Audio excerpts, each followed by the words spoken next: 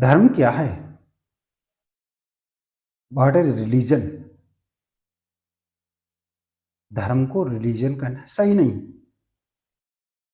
इसका सही मायना होगा व्हाट इज धर्म।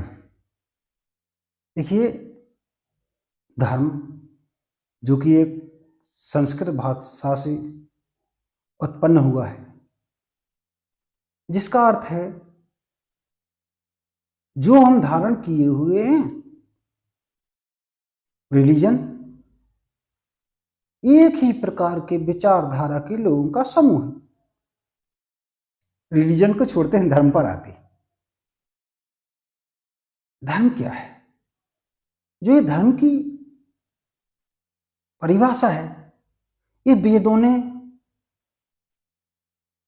कई साल के अध्ययन के बाद दी है, हजारों सालों के बाद। लेकिन हम क्या कर रहे हैं?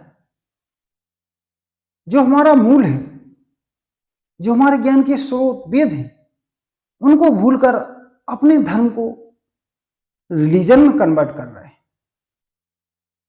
तो मुद्दे पर आते हैं, आप धारण क्या किए हैं? धर्म का आशा है जो आप धारण किए हैं। आप धारण क्या किए? कपड़े, शरीर? नहीं। धर्म का वास्तविक अर्थ है आप वो धारण किए हैं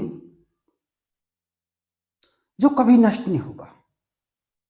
चैतन्य। तो हम सीधे चैतन्य पर आते हैं। चैतन्य का अर्थ क्या है? फिर क्या मेरा चैतन्य उसका चैतन्य अलग अलग हो सकता है? नहीं। क्यों नहीं हो सकता? क्योंकि चैतन्य एक है। और जो हम दिख रहे हैं, ये चैतन्य की अभिव्यक्ति है। ये उसी प्रकार अभिव्यक्ति है जिस प्रकार समुद्र में लहरें होती। आप जहां भी देखो, लोग हैं, जीव हैं, पेड़ पौधे हैं, पृथ्वी है, सूर्य है, ब्रह्मांड में है, ब्रह्मांड है। ये क्या है? ये चैतन्य की अभिव्यक्ति है, चैतन्य नहीं। चैतन्य तो धर्म में है। और धर्म क्या है? जो आप धारण किए। अब लोगों ने इसकी अपने हिसाब से परिभाषाएं कर दी, फलाना धर्म, ढिकाना धर्म। अब धर्म क्या है? देखिए, हमारे इस धरती पे जन्मे ऋषियों ने जो परिश्रम किया था, हम उसको बेकार करते जा रहे हैं। धर्म को किसी क्षेत्र से बांध दिया। सिंधु घाटी का धर्म धर्म की कोई परिभाषा होती है? हम सिंधु घाटी को धारण किए हैं? नहीं ना। तो फिर धर्म है जो आप धारण किए। फिर क्या धारण किए हैं? श्री कृष्ण क्या कहते हैं? नैनम छिद्रंती शस्त्राणि नैनम दहाती पावका। अब वो धारण किए हैं।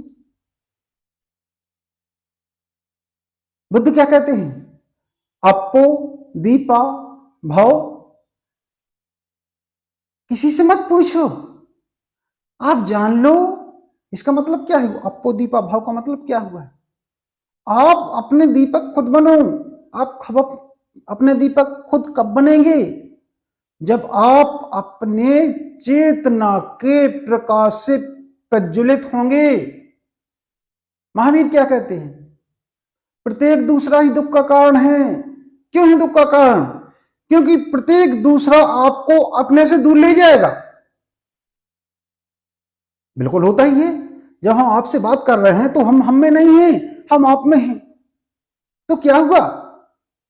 लोगों ने कह दिया, अरे महावीर ने ऐसी बात कह दी, संबंधों को तोड़ने की बात ही नहीं है। महावीर संबंध को जोड़ रहे हैं। आप जब तक आप खुद से नहीं जुड़े तो दूसरे से क्या जुड़ जाएंगे? भगवान बुद्ध की कहानी है। भगवान बुद्ध जब भ्रमण करने के बाद, ज्ञान को उपलब्ध होने के बाद अपने घर पहुंचे तो उनके पिता ने कहा कि बेटा जी राजपाट संभाल ले, तुम क्यों व्यर्थ में घूम रहा है। बुद्ध ने मना कर दिया। पिताजी बोले अरे मैं तुझे जानता था। भगवान बोले पिताजी आप मुझे जानने में व्यस्त रहे, इससे तो अच्छा यह है कि आप खुद को जान लेते। अगर आप खुद को जान लेते तो मुझे ही जान पाते। जब तक हम खुद को नहीं जानेंगे हम दूसरों को कदापि नहीं जान सकते। तो लेकिन हमारी समस्या क्या है, जानना तो ठीक, हम किसी से कही सुनी बातों को दूसरों पर थोपने में लगे हैं। ये क्या है? कृष्णमूर्ति ने क्या कहा? अवेयरनेस। अवेयरनेस क्या है? अवेयरनेस ही धर्म है। कैसे? अवेयरनेस, जागरूकता, सजगता, देखना। इसको हम देखना के परिप्रेक्ष्य में समझते हैं। आप देख रहे हैं,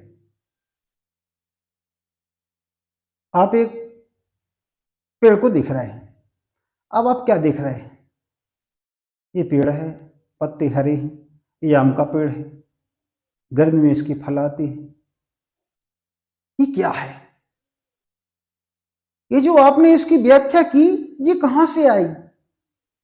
ये आपके अतीत से आई, ये आपके प्रेजेंट मोमेंट का एक्सप्लेनेशन नहीं है।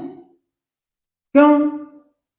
क्योंकि आपकी मेमोरी में सेव है कि अगर ऐसे पत्ते हैं तो ये आम का पेड़ होगा, अगर आम का पेड़ होगा तो इसका फल गर्मी में आएगा, गर्मी में आएगा तो मीठा रहेगा। ये क्या है? जबकि देखना क्या है? देखना विशुद्ध केवल देखना।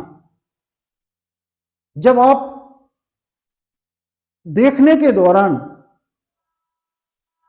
आपको ये विचार ना आए कि जो मैं देख रहा हूं वो क्या है, तब आप ज्ञान को उपलब्ध होंगे। तब जो देखने में मजा है, आप पाएंगे कि संसार कितनी भ्रामकता है। एक छोटी सी बात सुनना, सुनिए आप। महावीर ने कहा श्रावक। श्रावक कौन है? श्रावक वो है साम्यक श्रावक। श्रावक वो है जिसे सुनते सुनते ही ज्ञान को उपलब्ध हो जाए। ज्ञान कब आता है? जब आप अपने स्मृति से, अतीत से कट के वर्तमान में आ जाते हैं। आप वर्तमान में कब आएंगे? जब आपने जो इतिहास में, आपकी स्मृति में, आपकी मेमोरी में भरा पड़ा है उससे मुक्त होंगे। क्यों? क्योंकि जैसे आप आम को पेड़ देख रहे हैं तो आपके दिमाग में ये नहीं आना चाहिए कि आम का पेड़ है, पत्ते हरे हैं, ये गर्मी में फल देता है। क्यों? क्योंकि ये तो आपकी जानकारी है। जब आप किसी को सुनते हैं तो केवल सुनना रह जाए, ये भी ना आपके दिमाग में आए कि बोल कौन रहा है, क्या बोल रहा है। वो सच्चा श्रावक है और उसी समय आप ज्ञान को उपलब्ध हो जाएंगे। अष्टवक्र क्या कहते हैं? ज्ञान को उपलब्ध होने कितना समय लगता है? जितना एक पक्ष से दूसरे पक्ष को रखने में। लेकिन आप वैसे श्रोता होना चाहिए। हम सुनते हैं तो अपना कैलकुलेशन बैठा लेते हैं, क्या लाभ है, क्या नुकसान है, क्या हम इससे ज्ञान पाएंगे, उसका हम अपने लाइफ में कैसे इंप्लीमेंट करेंगे। What is this? It is nonsense.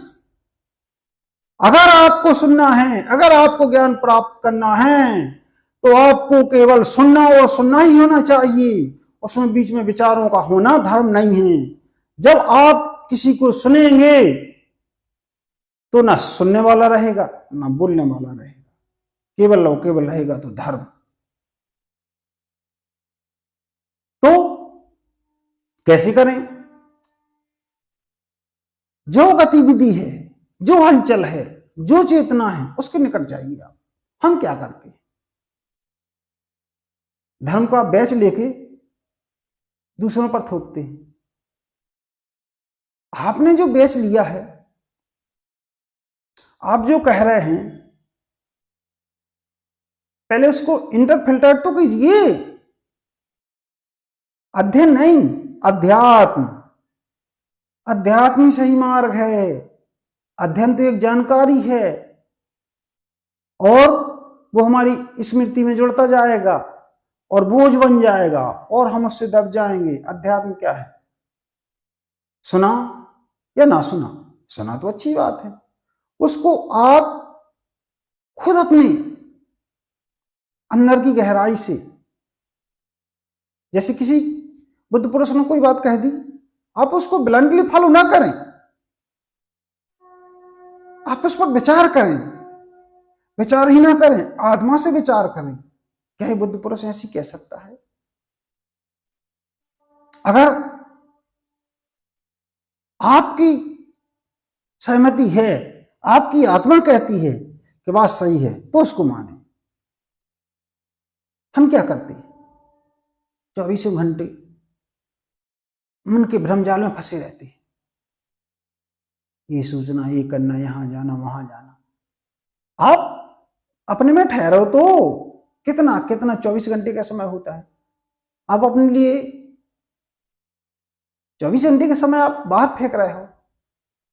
आप 2 घंटे का दीजिए, दोनों तो 1 घंटे का दीजिए, लेकिन आप अपने अंदर जाइए। अब उसके आप प्रश्न होगा कि अपने अंदर जाने से क्या मिलेगा?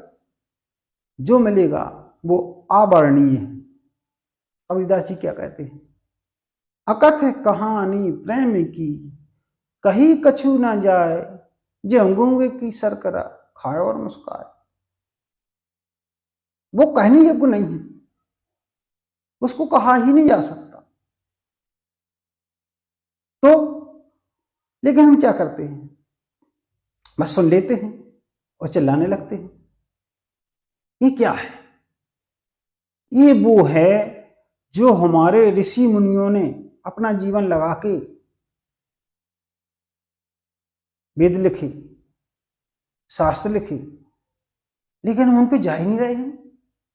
हमने एक संघर्ष के लिए समूह बना लिए हैं। ये क्या है? ये धर्म है? नहीं। वेद क्या कहता है? वेद का सार है अद्वैत, नॉन डुअल, केवल और केवल एक। अब आप बताओ, क्या आप और मैं एक हो सकते हैं? नहीं। क्या पृथ्वी और सूर्य एक है? नहीं। क्या पृथ्वी और ब्रह्मांड के सभी ग्रह एक है? नहीं। तो फिर एक क्या है? आप अपने जाइए अंदर,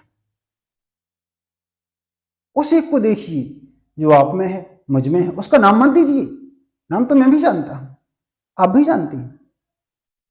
अब ये बताओ, श्री कृष्ण कह रहे हैं नैनम छिद्दंती शस्त्राणि, नैनम दहाति पवका, ना चैनम क्लीदति न सुश्रुति वायु। अरे तो उनको इतनी बात कहने की जरूरत क्या है? वो एक शब्द में बोल देते कि आप आत्मा है। नहीं, उन्हें आत्मा क्यों नहीं कहा? श्री कृष्ण आत्मा कह सकते थे, लेकिन उन्होंने क्यों नहीं कहा? क्योंकि वो नहीं चाहते थे कि आप किसी संस्कार में बंधे, आप एक बंधन में बंधे, चाहे भले ही वो आत्मा का हो। वो चाहते थे कि आप इसको खोजो। लेकिन हम क्या करते हैं? श्री कृष्ण का मंदिर बनाते हैं, जयकारी लगाते हैं, उनके नाम पर नाम रखते हैं, लेकिन जो कह रहे हैं उसको क्यों नहीं मानते? वो उनने एक शब्द में क्यों नहीं कहा कि तुम आत्मा हो? उन्होंने ये क्यों कहा कि आप वो हो जिसे शस्त्र छेद नहीं सकते, जिसे आग जला नहीं सकती, पानी गला नहीं सकती, वायु उड़ा नहीं सकती। तो उनका कहना इतना था कि आप अपने अंदर इन्वेस्टिगेशन करो कि वो क्या है। लेकिन इसका कोई औचित्य नहीं, और हम बात करते हैं कृष्ण की। बौद्ध भगवान बुद्ध क्या कहते हैं? अपोदीपा भाव, अपना प्रकाश खुद बनिए। और हमने क्या किया? बुद्ध की मूर्ति बना ली, बुद्ध के ग्रंथ रख लिए, बुद्ध की जय बोल रहे हैं। हमने एक लेबल लगा लिया कि मैं बुद्धिज्म हूं। ये क्या है? ये बाह्य नहीं है, आप अपने अंदर तो जाओ, अपना दीपक देखो तो जला भी है कि बुझा भी है। हम ये क्या कहते हैं,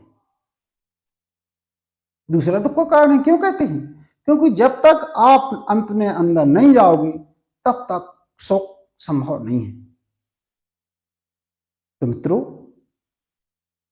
धर्म की जो वार्तालाप था आपके सामने मैंने बताने का प्रयास किया, बताया नहीं, प्रयास, क्योंकि धर्म एक ऐसी चीज है जिसको बताया जा ही नहीं सकता। जो लोग कहते हैं कि ऐसा है वैसा है, स्वर्ग है नरक है, आप ऐसा करोगे तो ऐसा करोगे, ऐसा होगा तो ऐसा, वो व्यर्थ की बात है। अब मैं नहीं कहता कि आप मेरी बात मानो, बिल्कुल मत मानो, आप अपने अंदर जाओ, किसी को अपना आदर्श मत मानो, किसी की बात को मत मानो, किसी को फॉलो मत करो। क्यों फॉलो करें आप? जो मैं हूं वो आप हैं।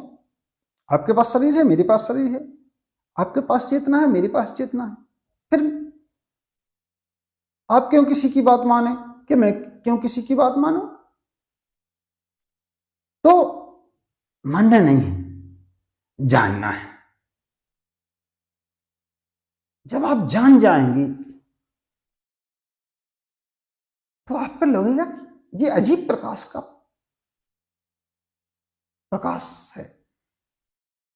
जैसे जीसस ने कहा ईश्वर प्रकाश है। कैसे कहा? क्योंकि जब अंधकार में शुरू होता है ना तो अजीब सा लगता है, मुक्ति सी होती है, वाह अब ये आंखों पर जो लोट पड़ रहा था मुक्त हो गया। तो ये क्या है? धर्म जिसको हम धारण किए हैं वो जीवन और मृत्यु से मुक्त है। इसको आप ऐसा समझें, मीरा राजघराने की थी, किसी कारणवश उनके पति की मृत्यु हो गई। अब कैसे हुई वो यहां मैटर नहीं है, मैटर यह है कि उनके पति की मृत्यु हो गई। तो क्या मीरा पति की मृत्यु के बाद कृष्ण को अपना विकल्प मान सकती हैं? नहीं, उन्हें कदापि कृष्ण की खोज नहीं की। हाँ, पहले वो अपनी संस्कारबद्धता में कृष्ण की भक्ति पूजा करती है, वो बात अलग है, लेकिन मृत्यु के बाद, पति की मृत्यु के बाद उन्होंने केवल पति को खोजा। और पति मिला कैसे? मिलया गुरु रे दास चा जगी ज्ञान की ज्योत। जब रैदास जी ने बताया कि मीरा यहां ना कोई जन्मता है ना मरता है, आपको जो चाहिए वो आपके अंदर ही है, और मीरा ने उसको फॉलो किया तो देखा कि मैं भी व्यर्थ में परेशान थी। क्या हुआ? शरीर नष्ट होना ही हो गया, लेकिन जो एक्चुअल चेतना है वो तो जो पति की चेतना थी, मेरी चेतना थी, मेरी चेतना है, रैदास की चेतना है, कृष्ण की चेतना है, वो तो सब एक ही तल पर है। इसमें क्या फर्क है? तब मीरा मगन होकर नाचने लगी। वाह! तो लोग कहते हैं ना कि मीरा ने नाच के ज्ञान को पा लिया, गा के ज्ञान को पा लिया, भजन करके ज्ञान को पा लिया। ऐसा नहीं है, बल्कि ज्ञान को पाने के बाद ही उनको जो आनंद मिला वो मीरा की अभिव्यक्ति है। जब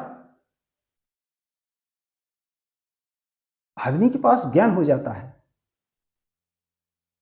तो पतझड़ में भी बसंत आ जाता है, वैशाख में भी नदियों में पानी आ जाता है। वही तो मीरा के साथ हुआ। और उनने जो आदमी जिस चीज बे में है उसी के माध्यम से उसका प्रकट करेगा। मीरा कृष्ण की भक्ति करती थी तो बड़े उनके पास अभिव्यक्ति का वही माध्यम था तो वो करने लगे। बुद्ध राजा थे, नपे तुले शब्दों में बोलते थे, तो जब उनको ज्ञान हुआ तो वही भाषा। गुरु गोरखनाथ गाते थे नाचते थे, ज्ञान को उपलब्ध हुए तो नाचने लगे। क्यों? क्योंकि अभिव्यक्ति का माध्यम तो शरीर ही है ना। तो मित्रों, आपको अपना स्वमूल्यांकन करना है और खुद के अंदर जाना है।